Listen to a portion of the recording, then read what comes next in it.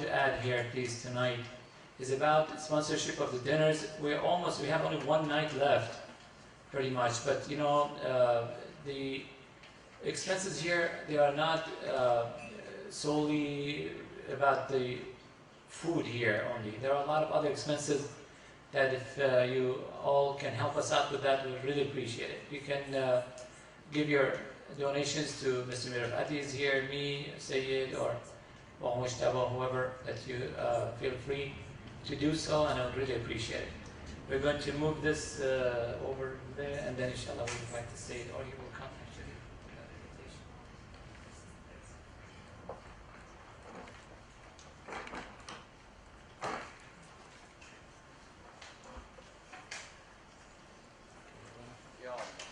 Ya Allah. Please, with the last salawat, invite the Imam of the Masjid to the podium.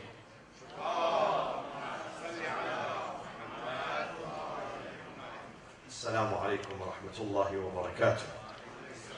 Thank you, Sister Thuraya, for this beautiful, scientific, and rational, intellectual presentation. We all need to hear what is in our book. Many people recite the Holy Quran, but unfortunately without understanding, without even knowing the meanings of what they read. While the Quran calls upon us and invites us to reflect, أَفَلَا يَتَدَبَّرُونَ الْقُرْآنَ. Shouldn't they reflect and ponder on the verses and the concepts of the Quran? Why always sam', hearing before vision? Why? We have to ask. This is not coincidence. This is on purpose. There is a reason. And when we search for the reason, we find it. So thank you so much, Sister Thuraya. I'm proud of you and your contribution, and also your mother's contribution to our community. Sister Iman, who is Thuraya's mother, is very active in the interfaith and the intrafaith communities. So may Allah bless you both and protect you, and also thank you, Maxwell, for your good presentation, and thanks to all of you, and congratulations on the occasion of the Milad and the birthday of our second Imam, which is tonight. This is the eve of his birthday. Tomorrow is his birthday, Al-Imam Al-Hasan Al-Mujtaba alayhi salatu wassalam.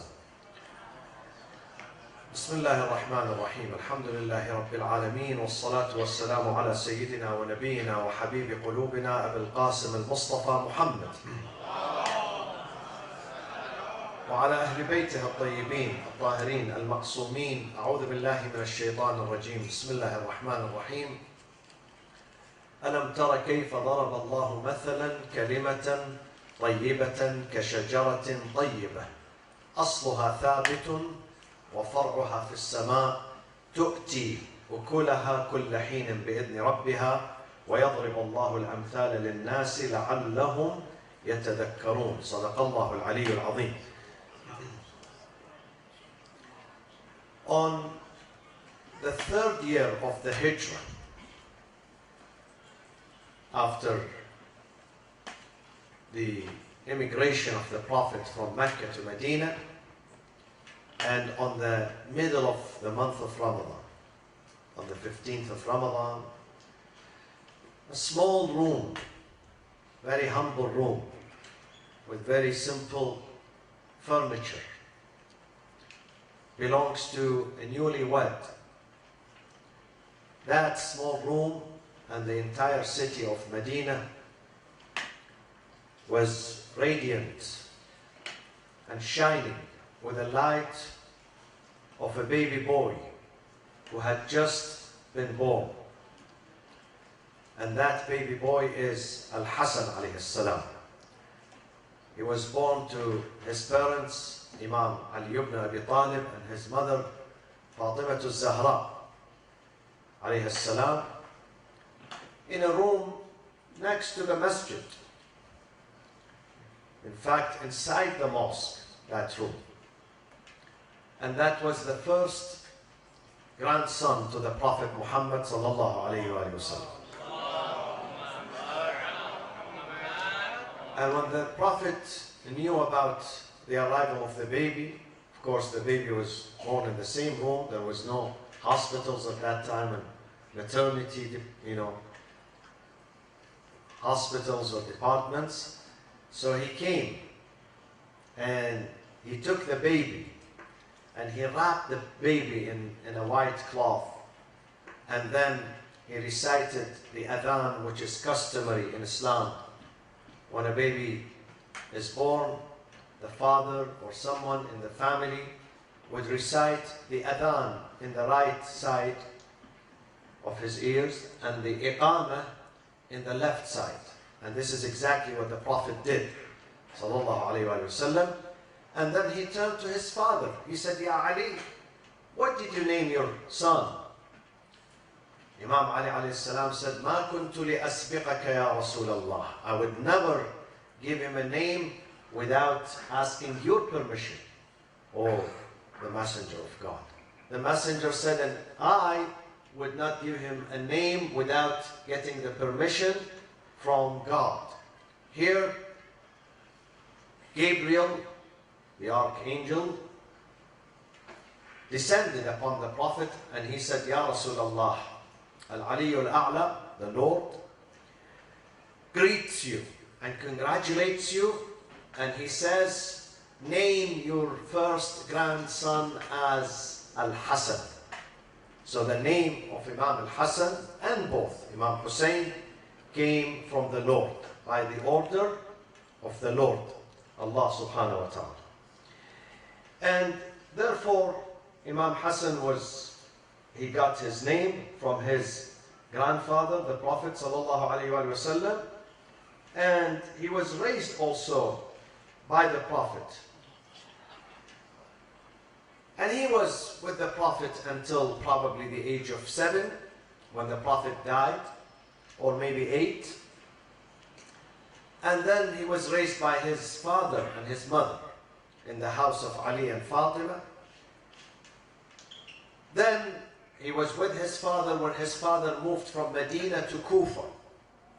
At that time, Imam Hassan probably was in his mid-30s.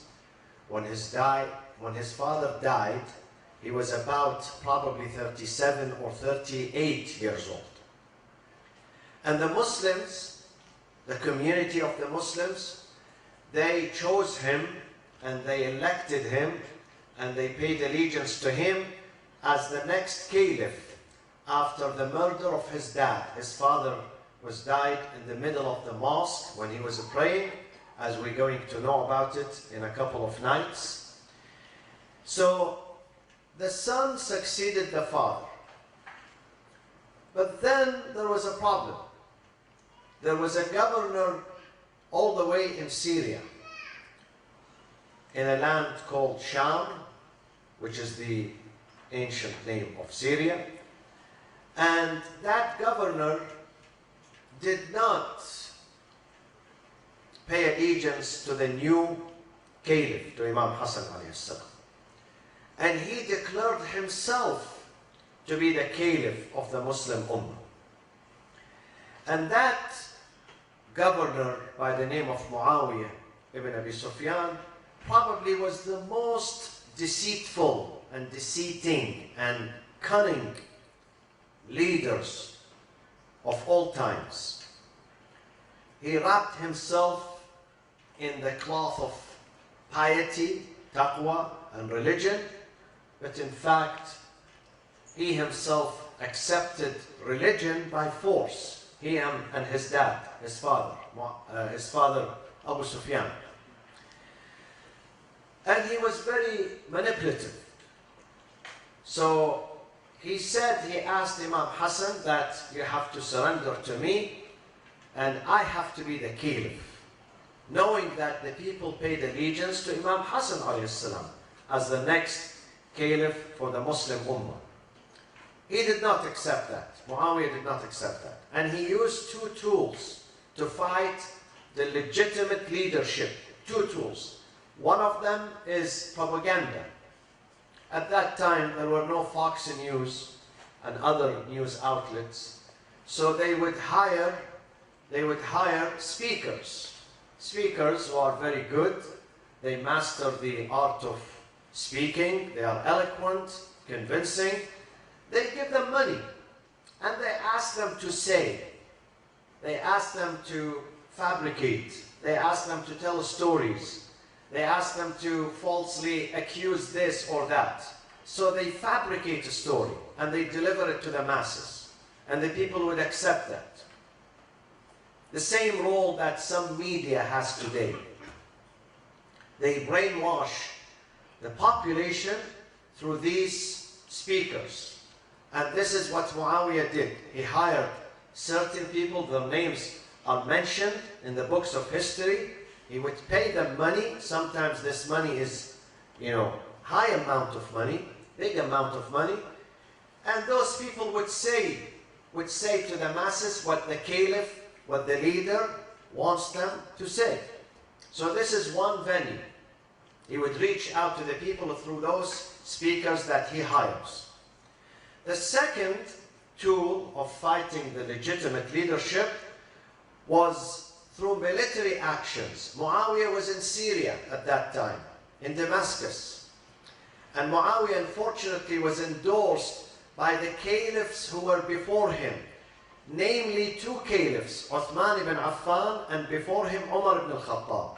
Muawiyah was appointed to be the governor of Syria during the time of the second caliph, Umar ibn al-Khattab. And when Uthman came to power, became the caliph, he would endorse him. So for almost 20 years, 2 full decades, Muawiyah bin Abi Sufyan was the governor of Syria for 20 years. So he threatened Imam Hassan, the newly elected government, which was at that time in Kufa, in Iraq, with military actions. And he did. He invaded Iraq with his army. With his army from Syria, they invaded Iraq, and there were some casualties and some wars that I don't want to go through these things tonight, but you can read them in the history. There were many casualties and lots of bloodshed. But Imam Hassan alayhi salam was keen to stop this bloodshed, or even to prevent it from happening in the first place. He didn't want to see division in the ummah, in the community. Muslims fighting other Muslims. He didn't want to see this. So Imam Hassan decided that the best way is to uncover this person. This person is working in the name of Islam. The best thing is to uncover him and to expose him, so people would know exactly the nature of this man, Muawiyah bin Abi Sufyan. Many people were misled by him through his media, through his propaganda machine. They were misled by him. Imam Hassan decided that the best thing is to tell the people the truth, is to tell who this man is and what are his intentions. His intention was to destroy the entire religion, the entire Islamic faith. He would misinterpret the verses of the Quran. He would fabricate hadith, sayings, and attribute them to the Prophet ﷺ. False hadiths. They are not true. He would hire some people who are good at, producing hadith. He would give them money, go to the pulpit, the mosque is packed with people, and say, this is what the Prophet said. While we know that Muawiyah, he accepted Islam by force. Yes, it is true. In the history of Islam, we have some people who accepted Islam willingly, out of love and conviction, and there are some people who accepted Islam by force. They didn't like Islam, but they had no choice. One of them is Muawiyah and his father Abu Sufyan. Read the details of how they converted to Islam. They were pagans, idol worshippers. On the 8th year, just a few months before the death of the Prophet Muhammad sallallahu alaihi wasallam, they had to accept Islam by force. They didn't believe Islam is the right religion. They wanted to remain pagans. And they looked at Prophet Muhammad as being their rival. They didn't even recognize him as being a prophet. They didn't recognize him. It was so hard for Muawiyah and his father to accept this term, أشهد أن محمد رسول الله. It was so hard for them to accept it. They didn't accept it. But they had to. They had no choice. So such people who do not believe in Islam definitely would not come and serve Islam. And they had the opportunity of seizing the government and these high positions, and they would impose their will on the people. So this was the situation with Imam Hassan alayhi salam. He was faced with a very difficult, tumultuous, very painful years. The last years of his life were very painful. Very painful. Until 6 months. Imam Hassan alayhi salam was caliph only for 6 months. By force, he was expelled and he was forced to sign the peace treaty with Muawiyah bin Abi Sufyan. And Muawiyah becomes the caliph, Amirul Mu'mineen. What a beautiful name. The leader of the community of believers. Muawiyah, who had hard time to believe in God, in the existence of God, now he is Amir al-Mu'mineen. And this title and this situation of Muawiyah reminds me of one of the Muslim countries today that claims that they are the leaders of all the Muslims, but then you know what they do. You know some of what they do to Islam. I don't want to repeat that name of that country every night. You know it. Read the newspapers. So, here Imam al-Hassan alayhi salam went back from Kufa to Medina, and he decided to nurture the people, to teach the people. Ignorance is the biggest disease. People who surrender to Muawiyah, to someone who is very cunning and deceiving, and they accept him as a leader, there is something wrong with that society. That society is not healthy. And that society wants to wake up and to learn. That society requires education and tarbiyah and refinement. So Imam Hassan decided to go and teach the people. One of the fabrications against Imam Hassan, which many people still say it today, even if you go to some Friday prayers at some mosques, you see the Imam saying this. This is a false hadith. I'm giving you an example. I'm giving you an example here of the false hadith that was created by Muawiyah himself. What does he say? He attributes to the Prophet that the Prophet said about Imam Hassan, Inna ibni hada sayyidun. My son Hassan is Sayyid, master, leader. وَلَعَلَّ اللَّهِ يُصْلِحُ بِهِ بَيْنَ فِئَتَيْنِ عَظِيمَتَيْنِ مِنَ الْمُسْلِمِينَ. One day God is going to reconcile, through him, reconcile between two great groups of the Muslims. Who are these two great groups? One of them, the group of Imam Hassan himself, and the other, the group of Muawiyah. Muawiyah was the one who fabricated this hadith, to give legitimacy to himself, to say, I'm a legitimate group. See, the Prophet is saying about me, I'm a great group. The Prophet never said this hadith. Why did Muawiyah invent this hadith? Because Muawiyah, in the battle of Siffin against Imam Ali, the legitimate leader, he murdered 70,000. He was the reason 70,000 Muslims were killed. Many of them are companions of the Prophet ﷺ, Sahaba. They were companions. And one of them was a leader among the companions. And he was 97 years old when he was killed by Muawiyah. His name is Ammar ibn Yasir. Ammar ibn Yasir. The Prophet says about Ammar ibn Yasir, مُلِئَ إِيمَانًا. مُلِئَ, he is full of faith from his head to his toe. Full of faith.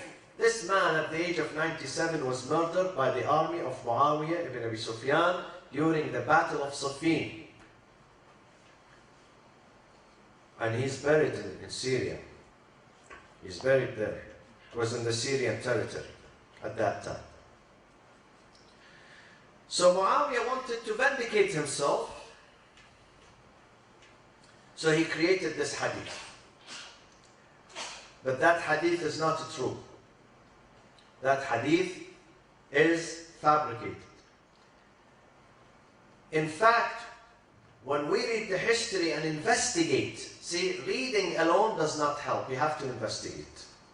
Your job, when you read the history, you have to investigate. You should be a researcher, not just you read. Because many of these materials that you read, it's not supported by evidence. Many of them were written by people who are hired just to write. You have to investigate. You have to research. Once you begin researching, you find the truth. So when we read about Muawiyah, we find that the Prophet, and this is according to great Sunni Huffaz. Huffaz, who is the Huffaz? Who is called Hafiz? No. Hafiz today, when someone memorizes the Quran, but this is not the actual meaning, real meaning. Hafiz is the one who's transmitter of hadith, the hadith of the Prophet ﷺ. They call him Hafiz. So many of those Huffaz, transmitters of the hadith, who are Sunnis, such as Ibn Sa'd in his book, Al-Tabaqat al-Kubra. This is a very important book in the Sunni tradition. Such as Ibn Hajar in his book Tahdhib al-Tahdhib, such as Al-Dhahabi in his book Mizan al-I'tidal. They say this hadith, they narrate this hadith of the Prophet sallallahu alayhi wa sallam. He says, إِذَا رَأَيْتُمْ مُعَاوِيَةَ عَلَى مِنْبَرِ فَاقْتُلُوهُ. If you see this man, Muawiyah, occupying my pulpit and speaking from my pulpit one day, murder him. Murder him, فَاقْتُلُوهُ. This is what the Prophet said about Muawiyah ibn Abi Sufyan. So he cannot be a leader of a great nation or a great group.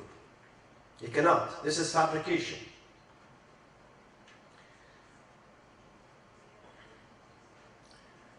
Imam al-Hasan decided that the best thing is to reach out to the people. People who are ignorant cannot succeed. Someone who's ignorant or a community that is ignorant cannot understand God, cannot accomplish anything in this life, cannot attain salvation, and therefore cannot reach paradise. Paradise is not reachable through ignorance. It is only reachable through reason, aql, using your aql. When you use your aql, this is where you have faith. Now Thuraya, when she was telling us about these 3 verses, see, many of you read the verses, but we don't pay attention to these secrets. But when you reflect and you go deep down, here you're going to trust God more and love God. And here you're going to love the Quran. And here you're going to have real faith, not fake faith. Because you know God is the one who sent this book. This is not the work of Muhammad sallallahu alaihi wasallam. Muhammad does not know about these things. Muhammad did not know about these discoveries. She only gave 3 examples. There are 3,000 examples, scientific examples from this book. Not just medical, all areas. All areas. From the galaxies to the small atom. The Quran speaks about them. These are facts. So when we use our brain and our intellect, we really reach God, real God, and we're going to have real faith. But through ignorance, we don't understand this book. Neither we understand God, and therefore the faith is going to be fake, not real. Imam Hassan said, I need to go back to the community and teach teach them through two things. Through ilm, knowledge, and with knowledge, what comes with knowledge? Help me with that. Huh? Ilm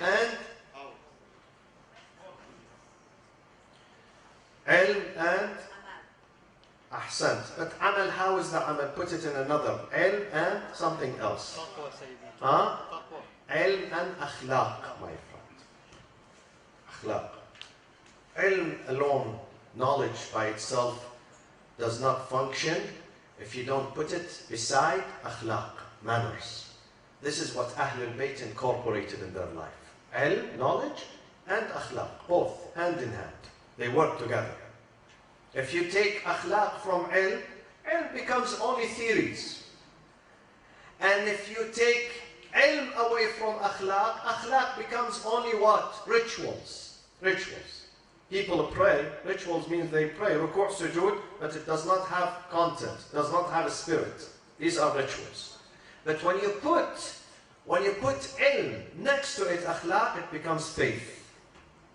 True faith. Therefore, he started helping, reaching out to people through education and akhlaq. And he is well known for his generosity.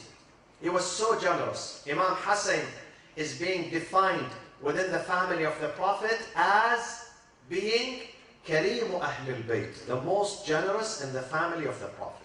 He's the most generous. No person comes to him asking him anything and that person would go empty-handed. Sometimes they say to him, oh, Yabna Rasulullah, Imam Hassan, maybe this person, he has money, he doesn't need. He's just, he wants to get more money. He says, yes, I know. Sometimes he's not hungry. Maybe he has money. But since he knocks at my door, I would not return him empty-handed. I would not do that. And he said one time, this hadith, he said, Inni lillahi sa'il. When they said to him, we haven't seen you one day repelling an inquirer when they come to you asking. Sa'il means a beggar. We never saw you shutting your door in their face. He said, Inni lillahi sa'il, because I'm a beggar myself, but to God. I'm begging him his mercy, his forgiveness. We are beggars. We are sa'il.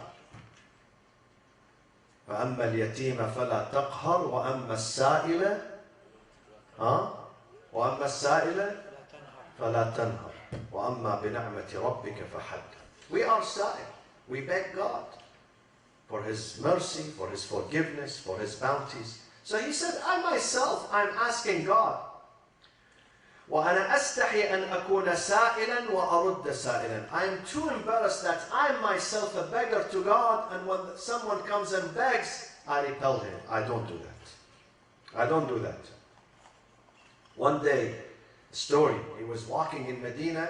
There were some young kids, They recognized him. He's the grandson of the Prophet. Out of respect for the Prophet, they said to him, Ya Hassan, Imam Hassan, come and have food with us. He said, of course, I will. So he left. He went to their, corner. They were eating. So he joined them. He ate, and then the following day, he invited them to his house. When he invited them to his house, he said, they are more generous than me. They said, how come? He said, because they gave me all their food, everything they owned. They put it in front of me, while I did not give them everything I own, part of what I own. This is a lesson for us. Real generous is not the one who gives you part. Sometimes he takes everything and he gives it to you. This is real generosity, not the surplus. Not the surplus. Though I said today in the Friday prayers, don't take your entire food and give it to someone else. No. Neither take your entire clothing and give it to someone else. No. Islam is not asking you to deprive yourself in order for you to give out. Share. Islam says share. Take for yourself and give to others. Sharing. So when someone has little and he's ready to give that little, that is real generosity. Not when it is surplus and I don't know what to do with it. Like some people, they have extra furniture, they bring it to the masjid, Extra pair of shoes, they bring it to the mosque. Extra clothing, before they dump it in the trash, they bring it to the masjid. This is not generosity, neither this is donation. Real donation and real giving when you give what you love, not what you want about to throw in the trash. This is not. Many Muslims, unfortunately, they treat their masajid as dumpster. This is how they treat it. They don't have respect. As Samir said, we have shoe rugs, but go outside and see the shoes. Where are they? Go outside, go in the lobby and see. Where is the adab? Where is the manners in Islam? Shouldn't we clean after we eat? We clean after ourselves. Shouldn't we contribute? Shouldn't we help? Shouldn't we keep the masjid neat, clean? These are the manners of Islam. Where are we going to learn? When? Some people are not learning. It's about teaching. It's about education. Islam should be quality religion, not just religion. Quality religion. Islam is not by numbers, by quality. It's not by quantity, how many people we have. I don't care how many, even if they are 5 billion. If we have 1 million who are organized and committed and dedicated, they are much better than 5 billion. And this is the wording of this book, not me. God says, if there is 20 people who are organized among you and committed to their faith and to their Lord, they are better than 200 people who are disorganized. إن يكن منكم 20 صابرون يغلبوا 200. And if you have 100 people organized and committed, they are better than 1,000 who are disorganized.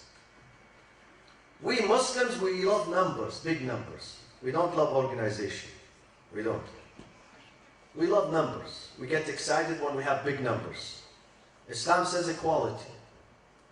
Equality is important. Let me conclude with what Imam Hassan said to someone who cursed him. Someone came from Syria full of hate. This is what we face today. In some societies tomorrow, there are in many cities throughout the nation in America, there is a march against Islam. Tomorrow, Saturday, organized by some Islamophobic in this country. So someone came and he was yelling at the Imam in Medina. He was yelling at him, cursing him right in his face. Imagine, Imam is the grandson of the founder of Medina. Imagine someone comes to the son of George Washington and he curses him in the middle of Washington, D.C.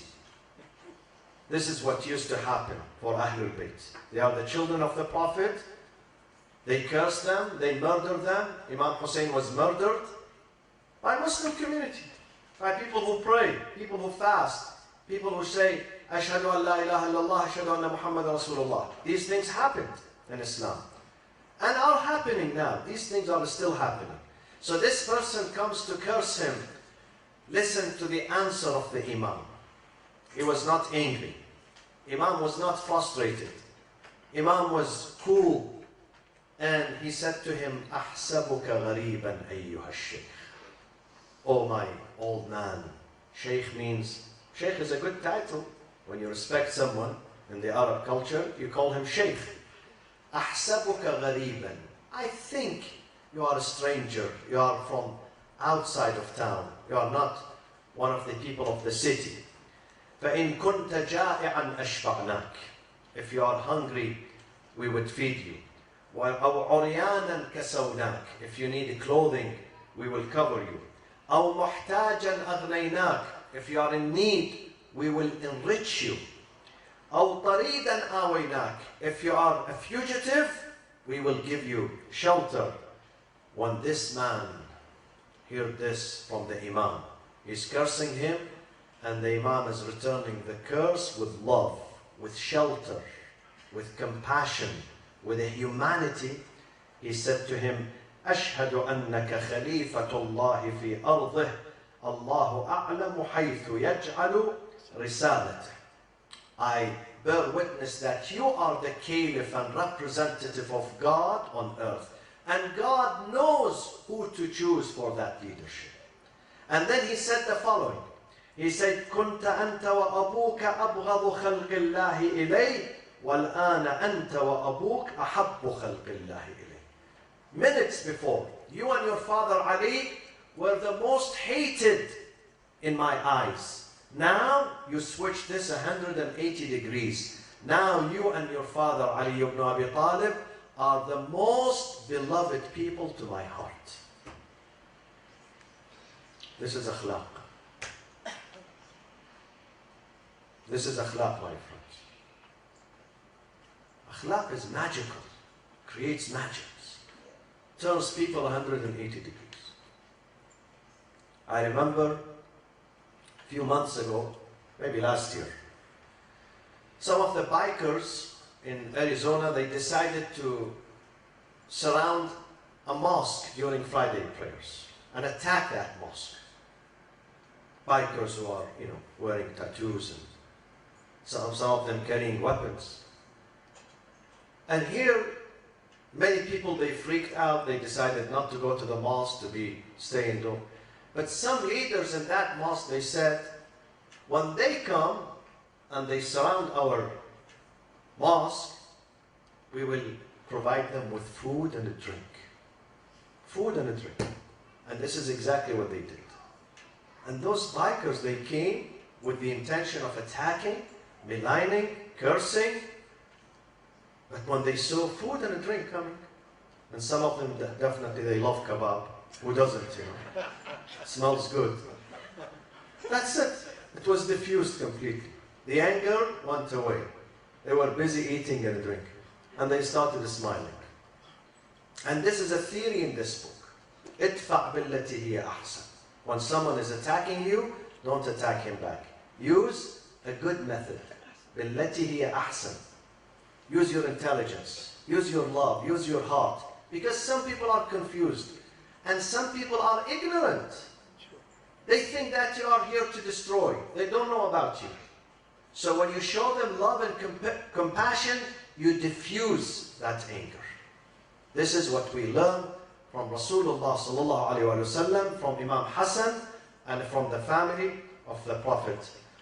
اللهم اغفر للمؤمنين والمؤمنات والمسلمين والمسلمات الأحياء منهم والأموات تابع اللهم بيننا وبينهم بالخيرات وعجل في فرج سيدنا ومولانا صاحب العصر والزمان. أقول قولي هذا وأستغفر الله لي ولكم وصلى الله وسلم على سيدنا محمد وأهل بيته الطيبين الطاهرين.